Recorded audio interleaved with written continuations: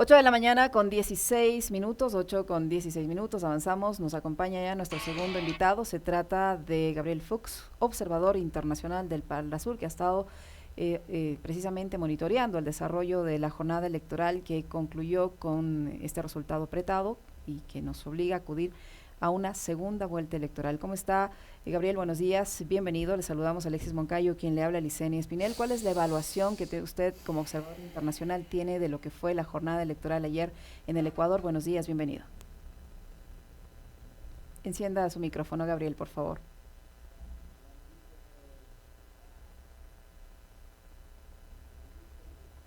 Buenos días, ahora sí, Ahora sí supongo le que está bien. escuchamos, sí. Bueno, buenos días, saludos a toda la audiencia de Radio Pichincha. Sí, efectivamente, la misión electoral del Parlamento del Mercosur ha estado varios días acá, los últimos 4 días, desarrollando acciones.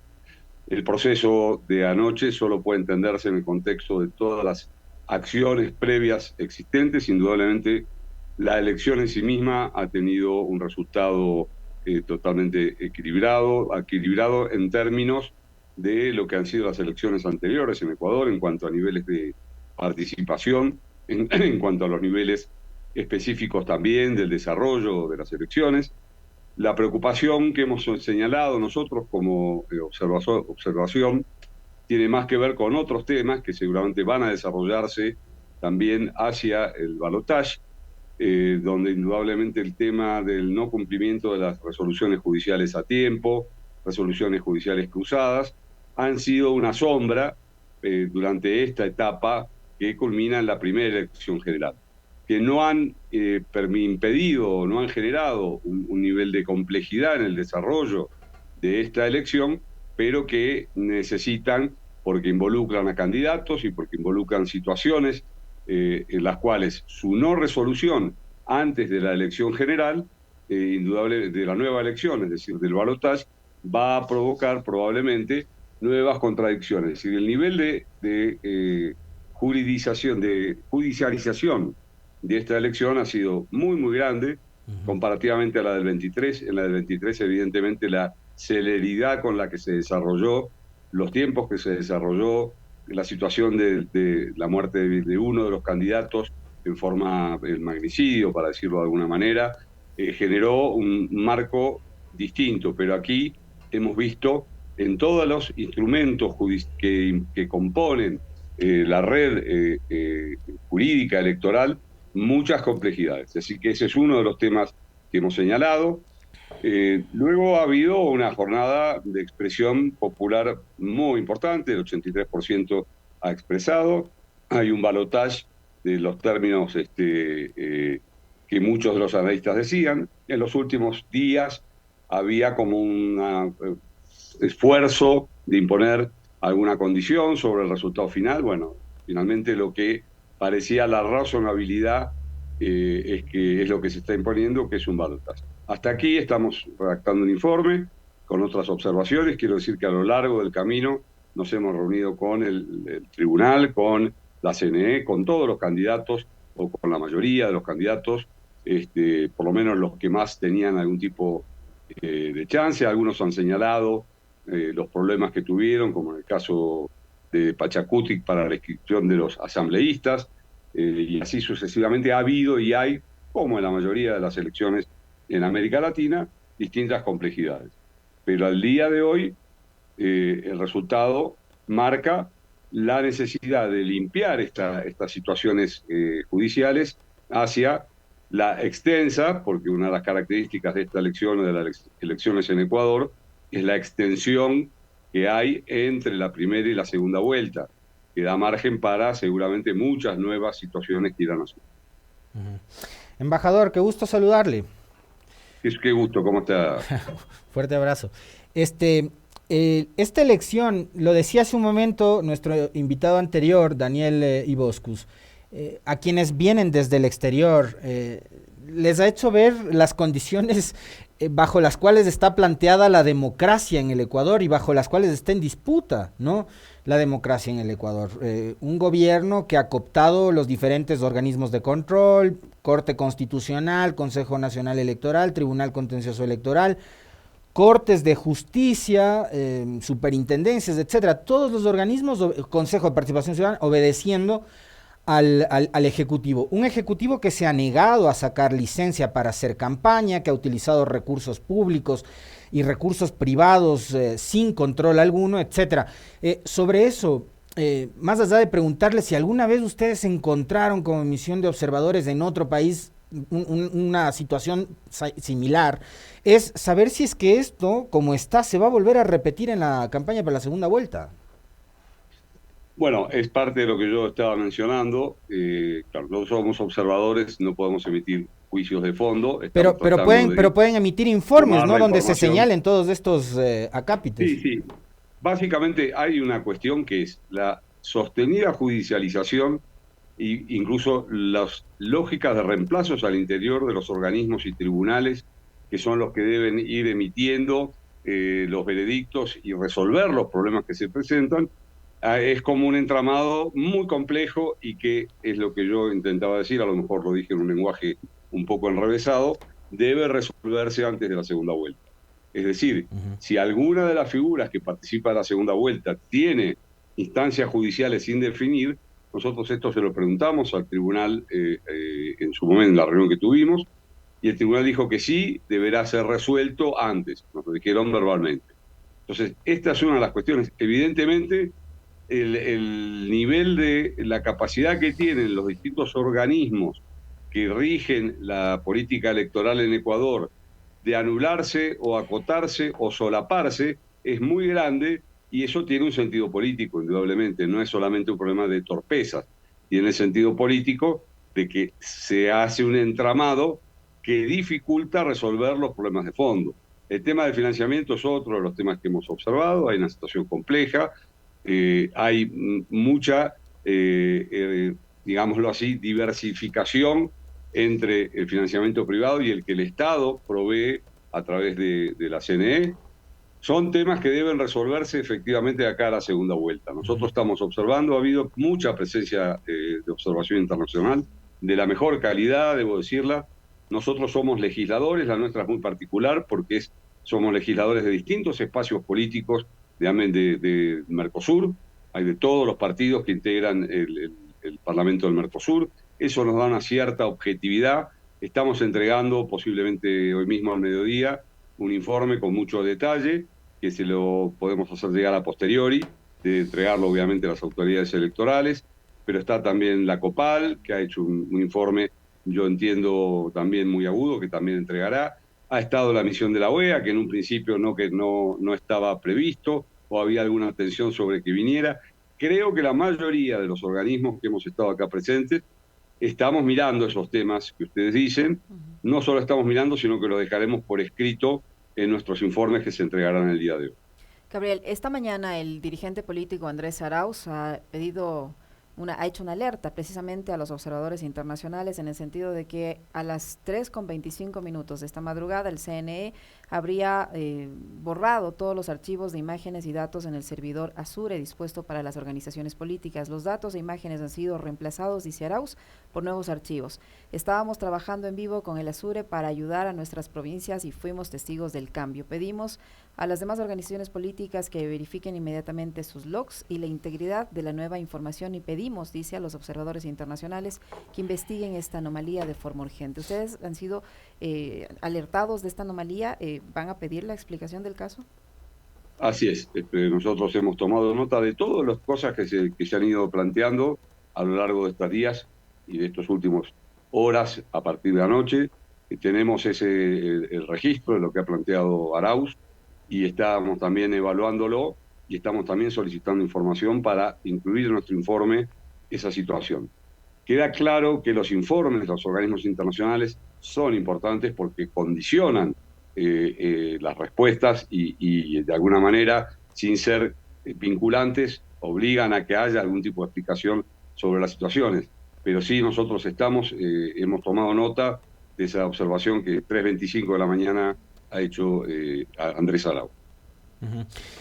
Más allá de lo acontecido, de lo que se dice y se denuncia, de lo que hemos visto en redes sociales, ¿cómo ustedes han visto el desarrollo normal del proceso de ayer, digamos, las miradas de los ecuatorianos, todos estábamos pendientes del Consejo Nacional Electoral. Finalmente creo que incluso la cautela, al esperar que ingresen mayor cantidad de actas, que hizo que suspendan la rueda de prensa a las 19 horas y posteriormente hasta las 20 para tener, digamos, un consolidado más grande, dio muestras de seriedad, esa seriedad que no habíamos visto en los días anteriores o en las horas previas. ¿Qué sensación les dejó a ustedes eso, Gabriel?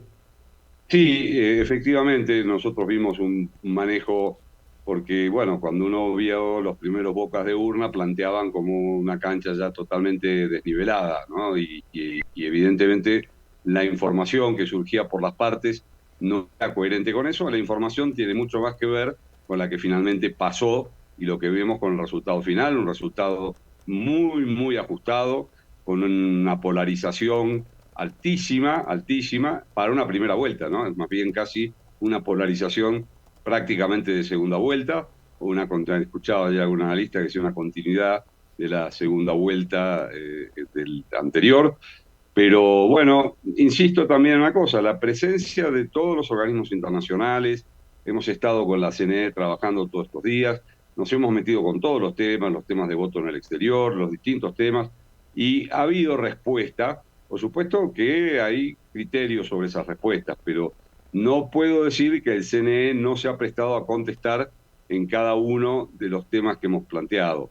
Y ese clima de calma de ayer me parece que está vinculado a estas cuestiones y también a que, bueno, era muy alocado plantear una situación de diferencias según la carga que generara tensiones que luego no se ratificaron claramente, ¿no?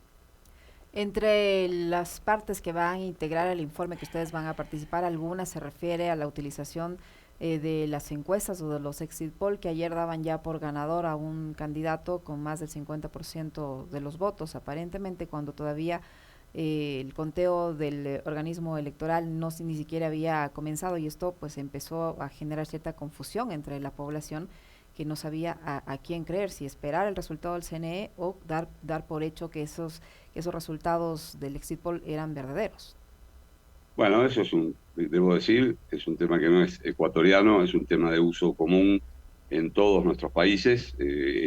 La manipulación de encuestas, especialmente sobre el final o sobre el momento del final de las votaciones o sobre los días anteriores de las votaciones, es como una media. Es muy difícil presentar una denuncia sobre algo que es difuso porque no está presentado en sí cómo se desarrolló ese modelo de encuesta.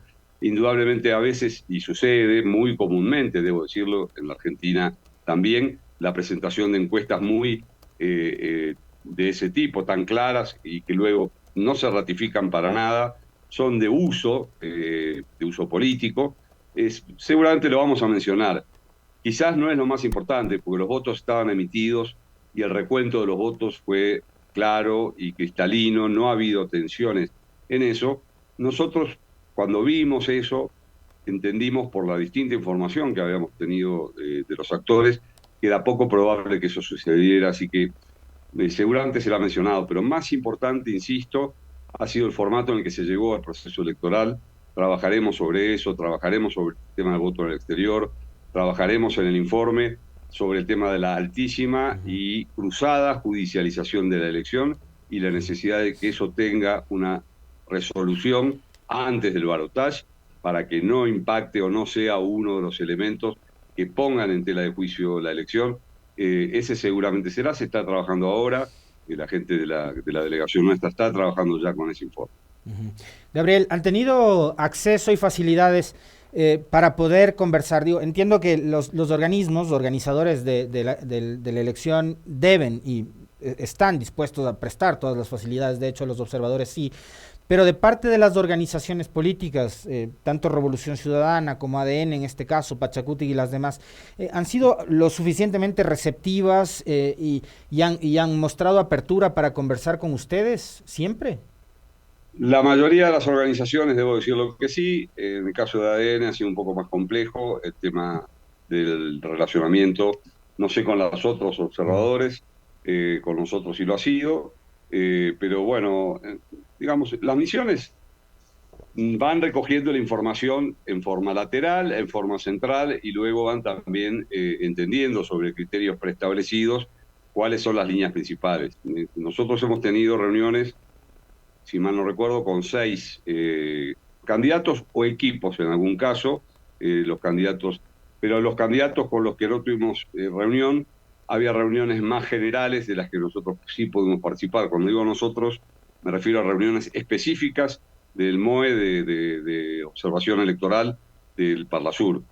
Hemos trabajado con tranquilidad, los organismos del Estado nos hemos reunido sin ningún tipo de problema, les hemos hecho preguntas de todo tipo, debo decirlo, a los organismos estatales, tanto al tribunal, a la CNE, que han respondido con alguna mayor o menor incomodidad, pero han respondido, que es lo importante. Así que hemos trabajado en plena libertad desde todo punto de vista.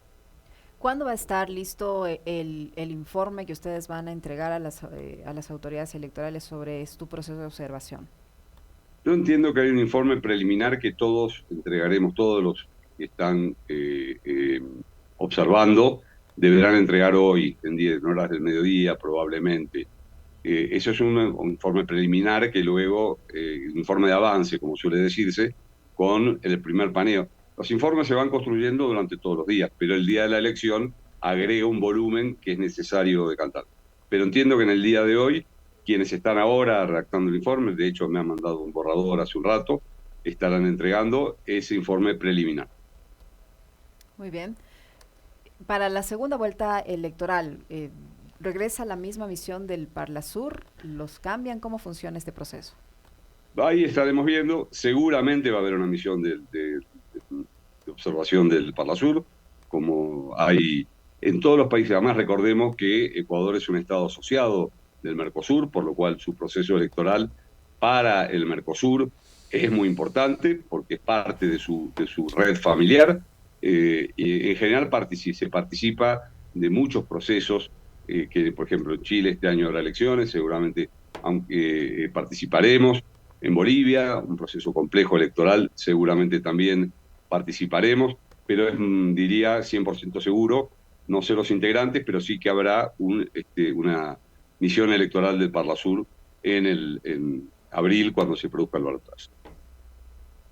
Muchísimas gracias, embajador, muy gentil por acompañarnos, por explicarnos e informarnos la labor de la misión de observación del Parlasur que ha estado con nosotros y las impresiones que se han llevado de esta jornada electoral en el Ecuador.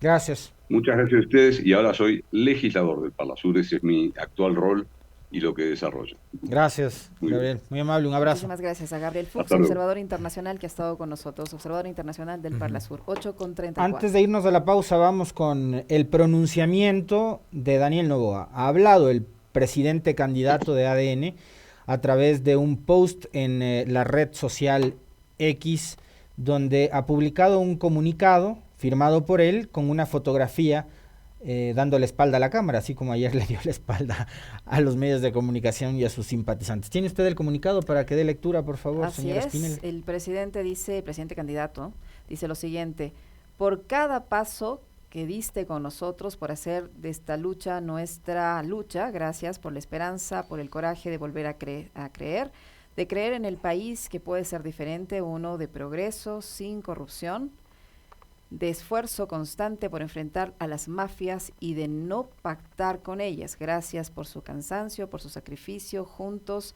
dimos el primer paso. Ha sido un año de lucha incansable por el alma de este país. Ayer logramos lo que no se veía en años. Ganamos la primera vuelta contra todos los partidos del viejo Ecuador. Ganamos y dimos el paso más importante de todos: consolidar una asamblea distinta, convirtiéndonos en la primera fuerza capaz de trabajar por ustedes y de no enfocar sus esfuerzos en perseguirnos y debilitarnos para obtener inmunidad. Ahora, como ha sido costumbre en este gobierno, vamos a luchar como el primer día para que su sueño de un país justo y de desarrollo se cumpla. Juntos más fuertes y determinados que nunca para consolidar el nuevo Ecuador, dice el comunicado suscrito por Daniel Noboa Sin, el candidato y presidente de la República, que se pronuncia 24 horas después de conocerse los resultados electorales y de dejar plantados tanto a sus ministros como a sus seguidores en un hotel de acá, de la capital de la República. Ese último párrafo, ahora, como ha sido costumbre en este gobierno, vamos a luchar como el primer día para que su sueño de un país justo y de desarrollo se cumpla. Desde hoy empezamos a hacer campaña, ¿no? Desde hoy empezamos a hacer campaña siendo gobierno, además. Es decir, el escenario no va a cambiar mucho de lo que fue la campaña de primera vuelta a esta.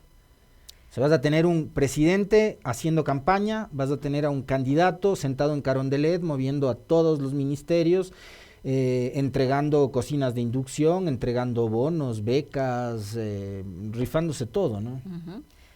Movilizándose con seguridad del Estado, claro, usando recursos públicos. Utilizando todos los recursos públicos sin la menor consideración. Yo por eso le decía a nuestro primer invitado que no veo un escenario distinto al que hemos vivido durante toda esta campaña electoral en cuanto a la desventaja o el desequilibrio que esta puede representar.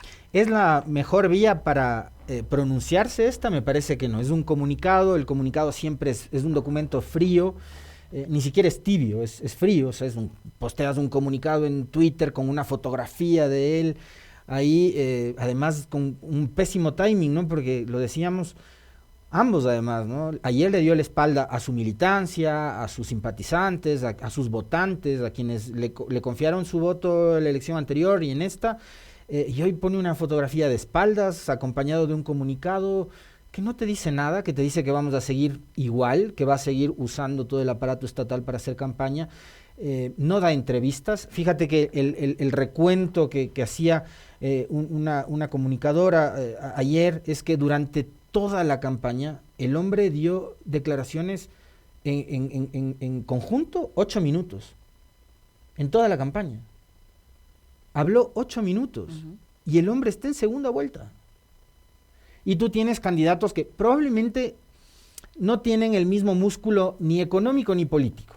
¿Ya? Y después, en serio, los ecuatorianos tendremos que sentarnos a conversar sobre la necesidad de llevar adelante una seria y profunda reforma al sistema de partidos políticos para que se acabe esta cuestión de tener empresas electorales que se activan únicamente cuando hay elecciones y que le prestas al fulano que se te cruza por delante de tu sede, porque hay partidos que ni siquiera tienen sede, ¿no? De la partidos casa. de alquiler y candidatos de alquiler. Pasan por al frente de la casa del dueño del partido. Sí. ¿No? Y vente fulanito que queremos que seas candidato. O vos tienes plata para pagarte la campaña, vente. Pero hay candidatos que probablemente desde lo intelectual, desde lo académico, están mucho mejor preparados. O sea, la presentación de Issa en el debate, la presentación de Issa, por ejemplo, en varias de las entrevistas a las que fue, Issa estuvo en la posta donde le lanzaron dardos claro, a una fotografía con su nombre y donde le llamaron cabrón a Leonidas Issa. Issa fue y se plantó y respondió a las preguntas de Boscán y de las otras periodistas. Probablemente desde lo intelectual, desde lo académico, Cucalón puede ser un mejor candidato que Noboa. Cucalón ha dado cualquier cantidad de entrevistas, ha recibido una revolcada electoral. Creo que tiene mucho que ver también con el rechazo de la gente a lo que significó el gobierno de Lazo. Fíjate que Tabaqui y Cucalón, dos exfuncionarios del gobierno de Lazo, reciben votaciones que son de llorar. Pero incluso el mismo Tabaqui, me parece a mí que tiene más contenido en su forma de hablar, de expresarse. Sí. Durante el debate hizo una exposición interesante. Mucho más centrada, digo yo, mucho más racional, no tanto fijado su teoría o su política o su propuesta desde el odio, ¿no?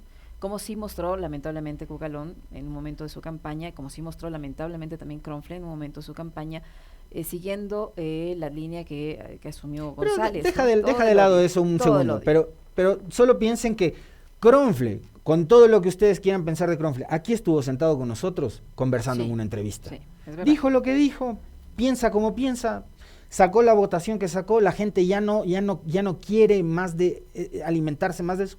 Uno puede decir sí, tal vez no, porque Noboa también se nutre de eso, ¿ya? Pero por último, Kronfle en su discurso tiene más contenido. Sí, claro. ¿Ya?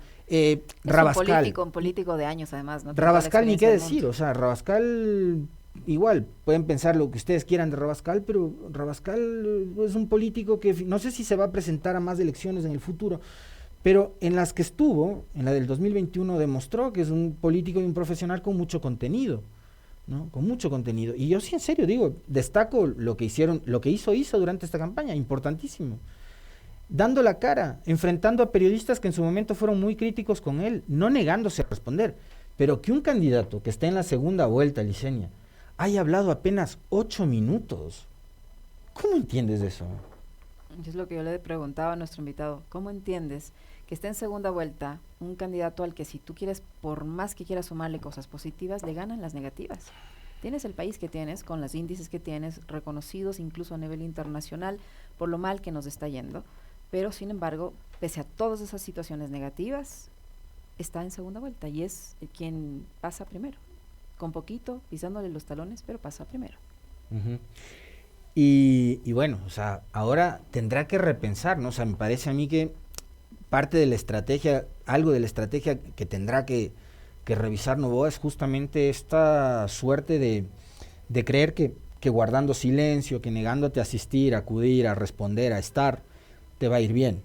Y está demostrado que no te va tan bien, ¿no? Y van a tener que bajarle también unos cuantos decibeles ese triunfalismo anticipado. Antes a otras organizaciones eso les hizo daño. Ahora le está pasando a ADN, que se dejó vender humo de un montón de encuestadores, de encuestadoras, de analistas que les daban como ganadores en primera vuelta. Y yo sí quisiera verles desde hoy a todos esos vendedores de humo, a ver que salgan y le den la cara también a sus seguidores, porque muchos de ellos se creen influencers. Claro. Y que den la cara a la gente a la que le mintieron durante descaradamente todo este tiempo. Y también aquellos que han ganado hartísimo dinero en esta campaña electoral, vistiéndose de periodistas, prostituyendo el oficio. Esos también deberían reflexionar. Bueno, ya deben estar frotándose las manos porque seguramente los cheques se les extenderán por unos cuantos meses más hasta que termine la segunda vuelta electoral. Y posiblemente en esos medios sí dará las entrevistas que tú estás diciendo que no ha dado en este tiempo. En esos medios donde no le van a preguntar nada que le resulte incómodo. Claro. Además. Allí sí estará. Además, ¿no? Sí. Entonces, sí. Y volver a hacer énfasis en algo que lo mencionábamos en la entrevista con Daniel Iboscus. Al electorado, y esto es algo que he entendido y he aprendido de maestros como Tatiana Larrea, como el Jacobo García, con quienes hemos conversado en varias ocasiones en este espacio. Al electorado tú tienes que enamorarle, tienes que convencerle de por qué tú eres la mejor opción. Algunos ya se enamoraron, pero por las cosas que les regalaron. Pero olvidarnos de que tienes que votar por X candidato porque rechazas al Y candidato. No, o sea, yo le odio al candidato Y, por eso voto por X. Uh-huh. No, busca las virtudes que tiene el candidato X. Y no lo hagas, o sea, si vas a enamorar al electorado, no lo hagas diciendo, es que en la costa están los narcotraficantes, por eso en la costa gana el correísmo.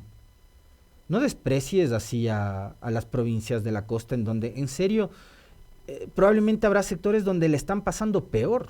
Por supuesto. Yo no sé si estos periodistas o estos analistas que ahora se les ha dado por etiquetar, ¿no? En las provincias de la costa donde más narcotráfico, no sé qué hay, es donde gana la Revolución Ciudadana, porque está el narcotráfico y no sé qué. Yo no sé si ellos alguna vez se han dado la vuelta visitando los recintos, las comunidades de las zonas fronterizas de Esmeraldas, por ejemplo, donde no hay presencia del Estado. ¿Por qué les es tan difícil entender que precisamente son esos sectores los que están sufriendo, los que piden atención y los que piden un cambio? Exactamente. Porque siente que pese a que fueron 10,000 veces a esos territorios y les ofrecieron el oro y el moro, y entraron con escenas hollywoodescas, con tanquetas, con militares, con policías, no les han resuelto el problema. Son esas personas las que piden a gritos un cambio. ¿Por qué les tienes que etiquetar? ¿Por qué les tienes que maltratar? Eso es miserable. Y lo propio pasa acá, te digo, del lado de la candidatura de la izquierda, ya etiquetar a la clase media con ese cuento de que el florindo no sé cuantito, que el florindo no sé cuánto. No, o sea, yo no sé si es que eso te va a ayudar. La etiqueta de lado y lado a conquistar a los electores.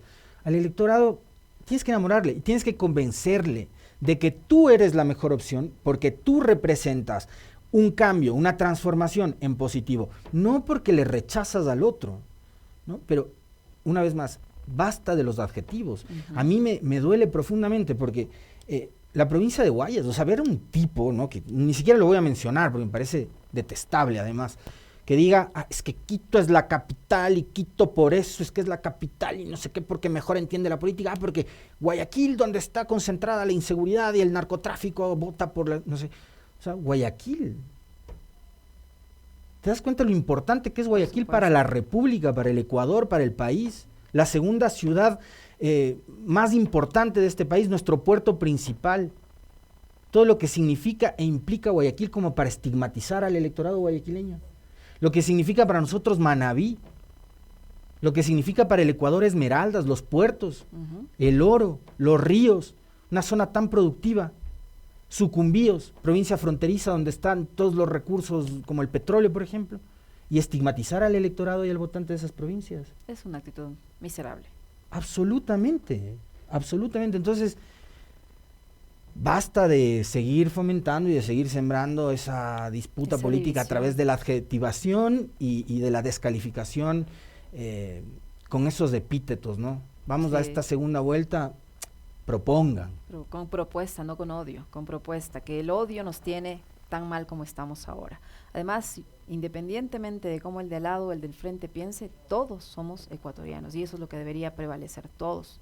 Absolutamente todos sufrimos las situaciones por las que está atravesando ahora mismo el país y en eso deberíamos centrarnos, en que todos necesitamos que esto se resuelva, que vivamos mejor, que tengamos bienestar, que tengamos seguridad, todos los ecuatorianos. Así pensemos distinto, ese debería ser el objetivo de nosotros como personas. 8:48, una pausa, enseguida regresamos con nuestro tercer invitado.